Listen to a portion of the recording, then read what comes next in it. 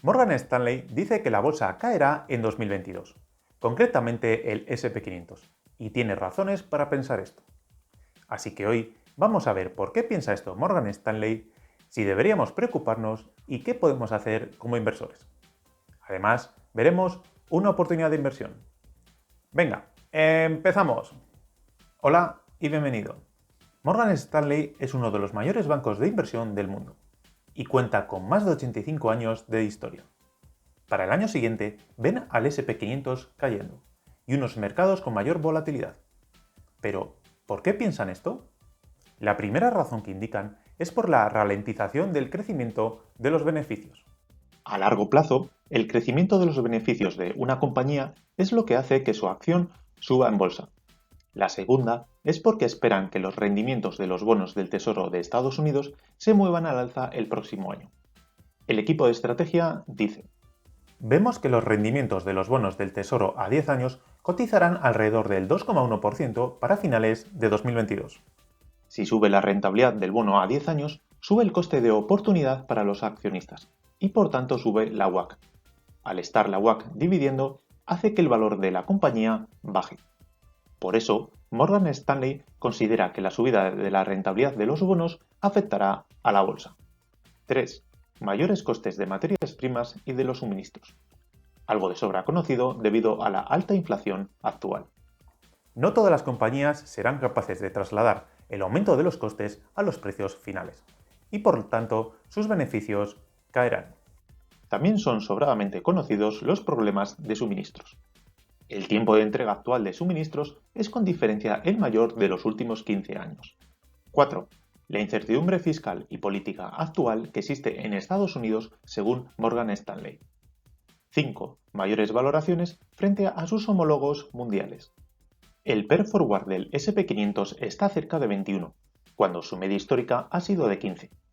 Podemos ver como siempre el SP500 ha tenido un PER promedio superior al resto del mundo, debido a que siempre se ha pagado un PER mayor debido a las mejores perspectivas de las 500 mejores empresas de Estados Unidos.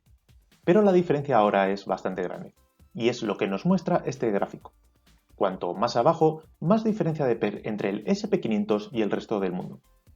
En este otro gráfico, vemos el PER histórico en morado, de los últimos 25 años por zonas, y al PER al que están cotizando en la actualidad.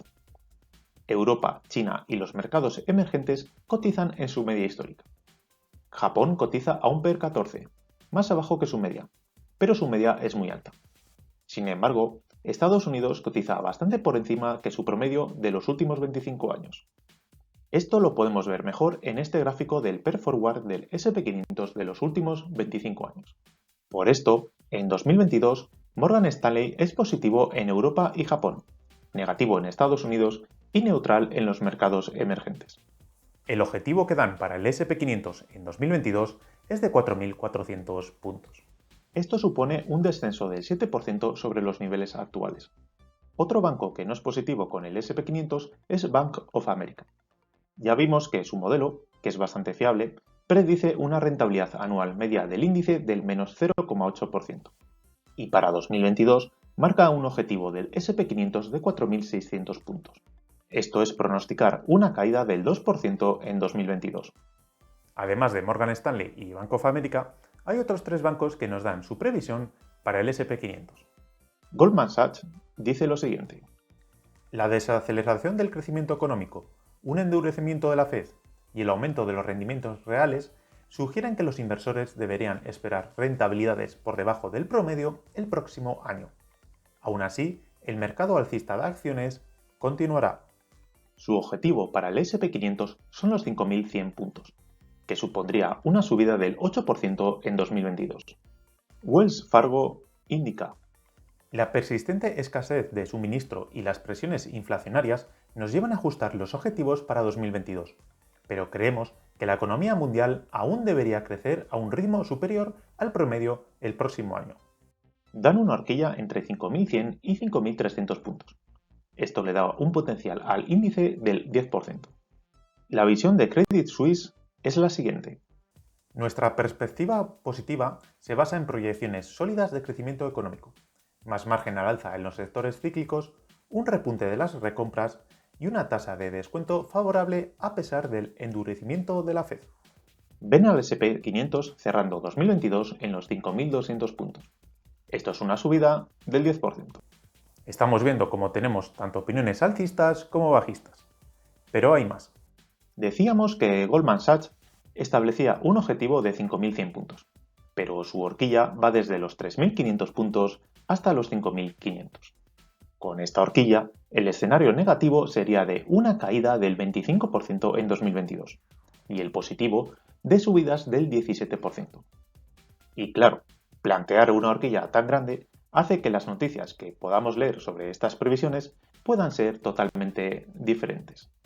Ahora vamos a fijarnos en el objetivo para el S&P 500 de Morgan Stanley. Pues bien, si retrocedemos a finales de septiembre, su objetivo era de 4.225. Además, marcaba un escenario negativo del menos 16% y el positivo en casi un más 8%. Y según esta noticia de Bloomberg, Morgan Stanley preveía una caída de más del 20%. Después de tantas predicciones y tan diferentes, puede que te preguntes, ¿y a quién narices le hacemos caso? Pues bien, vamos a preguntárselo a los grandes inversores. Una de las frases de Warren Buffett es que no predecirá lo que hará el mercado, ya que no tiene la menor idea. Seth Klarman deja ver que es de la misma opinión. John Templeton comenta: nunca encontré a nadie cuya opinión sobre lo que el mercado de valores haría la próxima semana o el próximo mes valiera la pena. Mismo pensamiento tenía Benjamin Graham. Y Peter Lynch nos dice: se ha perdido más dinero intentando prever las correcciones y protegiéndose frente a ellas que sufriéndolas realmente. Además, hay otra frase de Warren Buffett donde nos lo deja bastante claro. Los que predicen qué va a hacer el mercado llenarán tus oídos, pero nunca llenarán tu cartera. Basta con recordar la cantidad de advertencias de crash que ha habido desde 2009. En todos los años se veía un crash para el siguiente año. Un crash que nunca llegaba.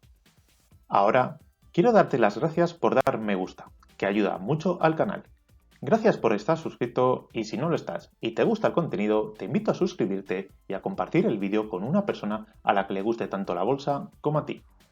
A largo plazo, los índices de referencia de la bolsa mundial, como pueden ser el MSCI o el S&P 500, siempre han sido alcistas. Pero saber lo que puede ocurrir en el mercado a un año vista es bastante complicado. Ahora veamos una oportunidad de inversión, una small cap de alto crecimiento. Pero antes recuerdo que todos los análisis siempre tienen carácter informativo y que no son ninguna recomendación de compra. Rada es una compañía israelí que cotiza en el Nasdaq y es el líder del mercado en radares y sensores tácticos definidos por software. Sus ventas vienen principalmente de Estados Unidos, pero también de Israel y de Europa. Desarrolla, fabrica y vende productos electrónicos de defensa, como radares tácticos terrestres, protección de infraestructura crítica, vigilancia de fronteras, protección militar activa y aplicaciones contra drones. También ofrece sistemas de electrónica para la aviación militar, como registradores de datos de vuelo y cámaras para aviones de combate, y diversas soluciones de información sobre el terreno. Sus productos son utilizados por las Fuerzas Armadas de Estados Unidos o Israel, o por compañías como Lockheed Martin o Boeing.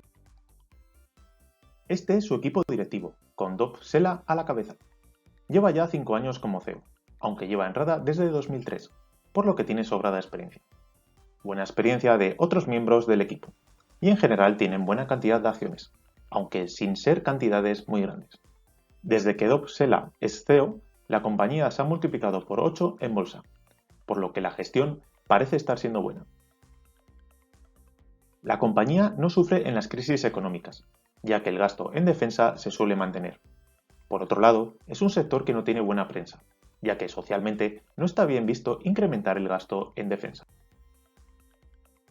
Pero por desgracia, siempre hay conflictos en el mundo, que hace que el gasto mundial en defensa vaya aumentando. Por ejemplo, de vez en cuando es habitual ver cazas chinos sobrevolando el espacio aéreo de Taiwán como medida de presión, ya que China asume que Taiwán es parte de su territorio, al igual que Taiwán también considera a China parte de su territorio.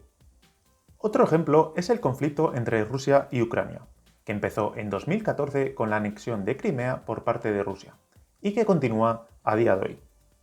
La tensión está aumentando en la zona, debido a la concentración de tropas del ejército ruso en la frontera ucraniana. Esto ha hecho que la Unión Europea amenace a Rusia con sanciones en caso de invasión. Lituania, por su parte, advierte de que se está creando la peor crisis de seguridad desde el colapso de la Unión Soviética.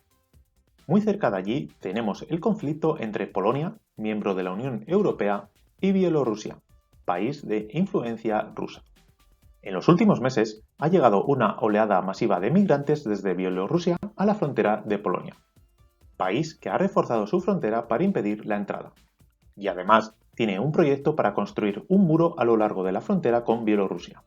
Bielorrusia fleta vuelos para traer migrantes desde Oriente Medio y les empujan a cruzar la frontera de Polonia.